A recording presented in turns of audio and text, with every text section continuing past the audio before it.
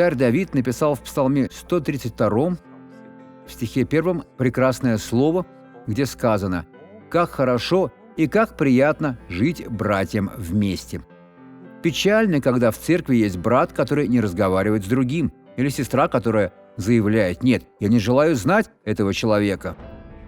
Но как вы попадете на небо с этой ненавистью в сердце? Как Бог сможет ответить вам сегодня, если вы исполнены злобы?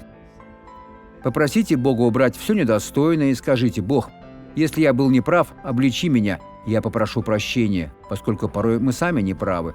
Человек обиделся на то, что ему не улыбнулись, не сказали доброго слова, не сделали дружеского жеста, либо сделали то, что человеку не понравилось.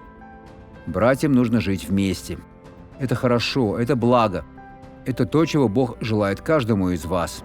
И вы можете просить этого, и Бог даст вам это благо во имя Господа. Посмотрите это свидетельство, и я вернусь помолиться с вами.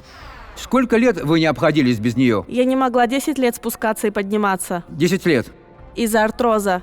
На улице вы тоже ей пользовались? Да, пастор. Покажите, как вы ходили. Более 10 лет? Да. Теперь сделаем следующее. Вы работали, работа закончена. Держите, пожалуйста. Анна-Мария от Иисуса, ходите. Завтра она уже сможет бегать, друзья. Может пойти в парк на пробежку.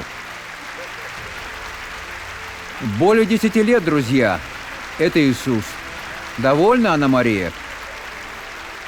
Если бы у нее были крылья, она бы сейчас взлетела.